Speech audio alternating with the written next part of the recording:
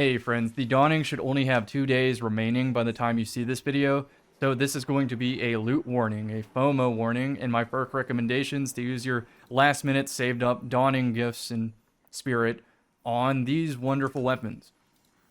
Now I do advise going for perky presents and perkier presents as the upgrades here, but I don't have a guide for the Dawning since it was so bugged. I imagine it's fixed, but it might not be, so you might have to look up a guide on how to work around the bug. Without further ado, let's go to D2 Foundry. In order of importance, from most to least desirable, let's start with Stay Frosty, the lightweight pulse rifle. A lightweight frame pulse rifle is important because if you want a very high mobility build, or if you play Hunter for the dodge cooldown, that matters. And you can see with certain perks on Titan that improve your base stats, you can get some pretty lethal combos for an ankle breaker without Peacekeepers. And I think that's amazing since this frame is somewhat competitive when you consider kill clip. It goes from a 0.87, which is hand cannon time to kill, to a 0.53, which is blisteringly fast. That's basically Drain at pulse rifle distance. So that would be the default role I recommend. Why moving target instead of lone wolf? Because you want the ADS movement speed penalty reduction, so you can strafe faster, so you can break ankles, build into what makes the frame already good. Of course, Lone Wolf is also a fantastic recommendation. Look at what it can do to the stats, especially the aim assist. Going into a targeting mod would put you at 95. This thing's going to essentially aim itself. But in the future, this could be power creep, so it might be a waste of time to focus all of your efforts on just the pulse rifle. For example, if a strand element exists in the future, it's going to have the slice perk, which I think is incredibly useful in PvP. It can help you survive fusion rifles, etc. And you're probably also going to combine it with kill clip in the future if that's an option, and it's just going to be fantastic. You also have to compete with the BXR Battler, the other 450 RPM weapon, but it's in the energy slot, and not every build is going to call for, let's say, a kinetic lightweight pulse rifle. So yeah, it's just build dependent, but if for whatever reason in a parallel universe we ever got a BXR Battler in the kinetic slot, well, I would probably use that over a lightweight frame, since on Hunter I'm just going to go to 10 mobility anyway, and I can have the fastest hipfire strafe possible. So then in that parallel universe, this is where Rhyme Stealer comes in. If you get this roll, keep it in the vault. With Behemoth Titan or in PvE, it's really easy to farm crystals and frozen enemies to give you extra frost armor, and it does come up in PvP, especially if you're using Hoarfrost dodge, Behemoth, etc. It's going to be very, very good, and this is what makes it unique and will permanently earn a spot in your vault.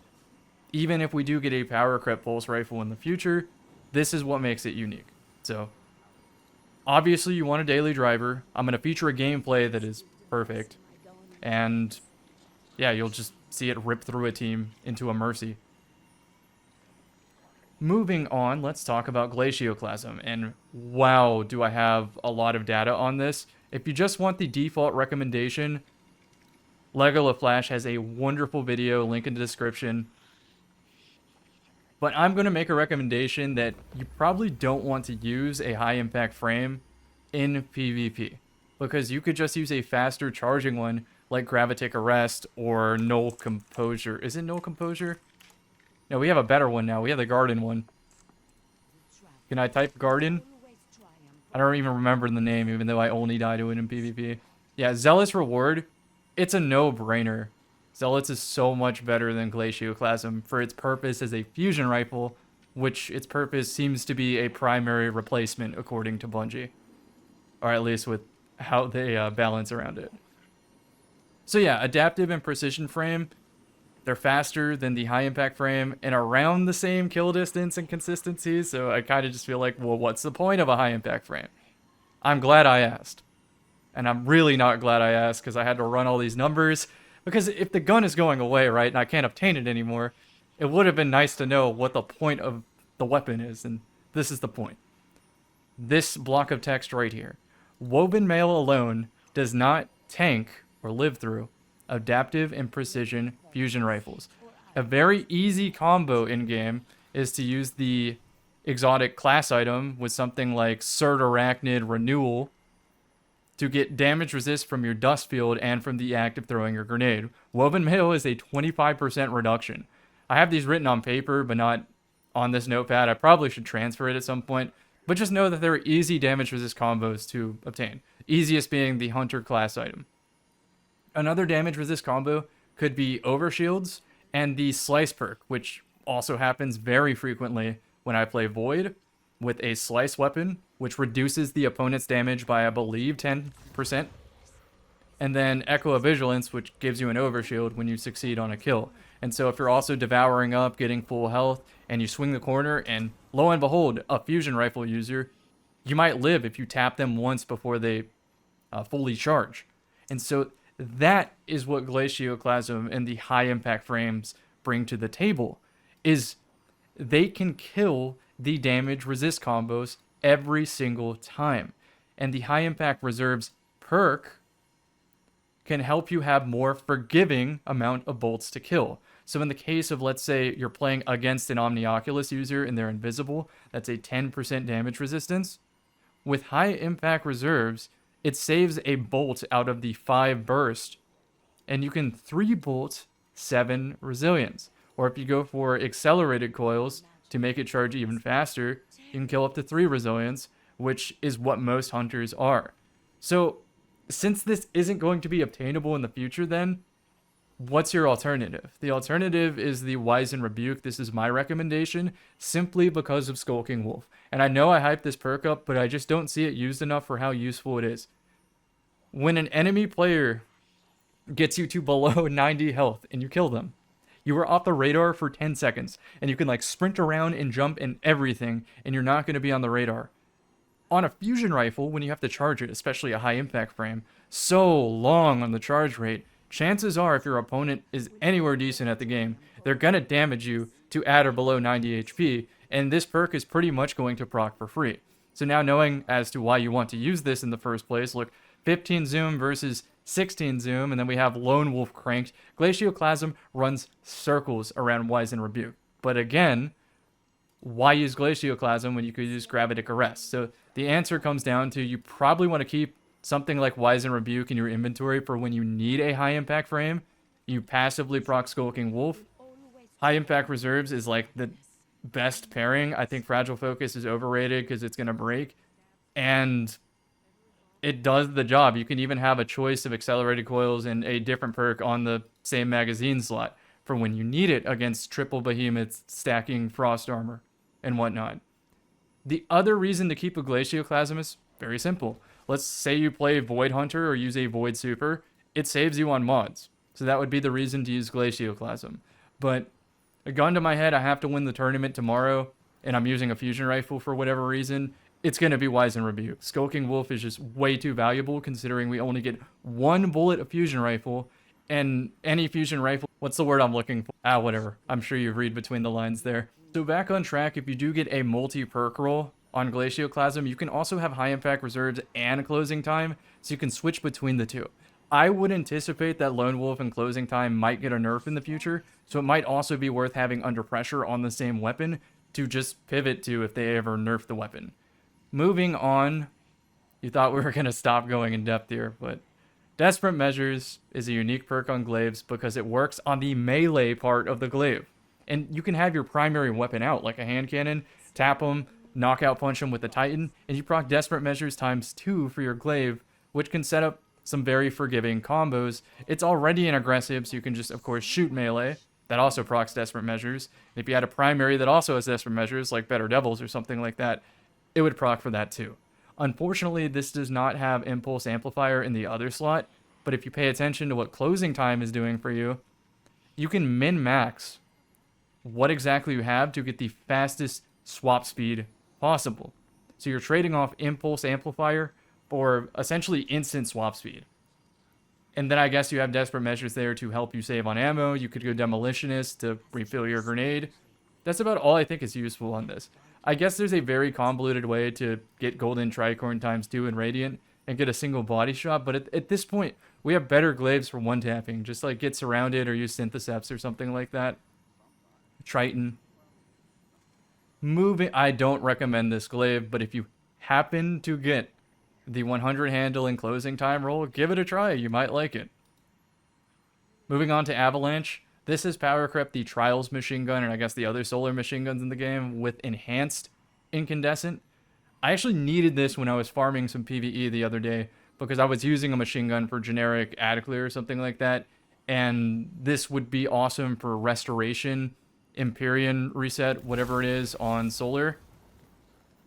So you see Ember of Empyrean, solar weapon or ability, final blows extend the duration of restoration and radiant. That's hella useful in PvE when you're mindlessly farming, watching anime on the other monitor, so your character doesn't die and you still get the clear. So if you happen to get this, it's worth it. It's also worth mentioning, we only have 2 days of this, so you should be very particular about how you go about this grind. I probably should have said this at the beginning, but if you want every weapon here, do the random engrams until you get god rolls on most of the weapons, then turn in specific weapons. I think that's a more efficient way to use your Dawning Spirit. This Mistral Lift is a new weapon to the table for the Dawning. It's an adaptive 3-round burst linear fusion. It's going to be a boss melter, but right now linears are not in PvE season. They're not great for damage. So you're pretty much keeping this for a rainy day for when Bungie eventually buffs the frame. And I guess you want one of each element in your power slot, in your vault, for a future buff. Maybe it's a Nightfall, maybe it's a Master Witness or something like that, and it's going to have a Void Surge. That's when you bust this out. You want Envious Arsenal and Bait and Switch for a generic PvE combo, but if you can get multi-perks, also having Withering Gaze can improve its utility in Grandmaster Nightfalls and other similar activities. And then your other perk, probably like Firing Line or Vorpal, depending on how much you play with and without teammates. Other than that, I would just say keep an eye on the Aegis spreadsheet for rotations that involve this in the future, and dust it off and enjoy your God Roll PvE weapon. This is not going to be a high priority for me, but I definitely do want a Withering Gaze setup for the future, since this could have some PvE implications where I'm proccing wall hacks on my Hunter build or something like that. The final weapon to mention is the Zephyr sword, which is completely power crept from the Eager Edge stasis sword. Let's just search it real quick. The Slammer, I believe. Yeah, Slammer gets Cold Steel and Eager Edge, so it's immediately better. There is one use case for Zephyr, though, and that's that Rhyme Stealer works when you have no ammo in the sword. So when you have a sword hilt and slap a crystal, this baby holds so much frost armor. And friends, if you stayed with me the entire way, you too know what to farm for the Dawning. And so, I think I do want a Rhyme Stealer Stay Frosty, and I think I do want a PvE Avalanche. So I'm just gonna go for both of those, and maybe I'm lucky on camera. Wow, it's just that easy. Except I don't want Extended Mag because of this stupid perk that I have to worry about all the time. Facet of Solitude, free wall hacks, free tangle, just for playing the game. So I will try for a better one before the Dawning goes away. And then I have to check the Postmaster.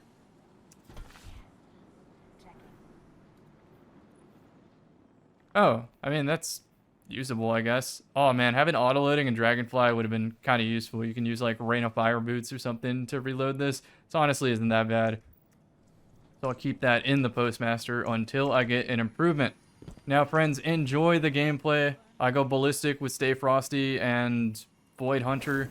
This has been my daily driver build on console because 6 Coyote allows me to have 2 dodges, and backpacking a dodge in Trials and really milking the 3v1 scenario so that I'm starting every round off with 2 dodges is incredible. I get Reaper baked into 6 Coyote, and I double powerful attraction the orbs off the floor, and it lets me make these crazy clutches where I'm getting full health from out of nowhere, and lets me just kill chain even harder in 6s. Also, dodge is very useful when everybody has to play controller, since Hunter dodge breaks their aim assist and they have to reacquire the target. I make it a rule for myself, since I suck at controller. If a enemy player is dodging, stop shooting. This is not mouse and keyboard. Mouse and keyboard brain is not going to find the target anyway and hit them. On controller, lose the ego, don't shoot, Wait until they stop out of the dodge animation, reacquire them, then delete them. That's my only recommendation. All right, friends, enjoy the rest of your holidays. Merry Christmas, Happy New Year.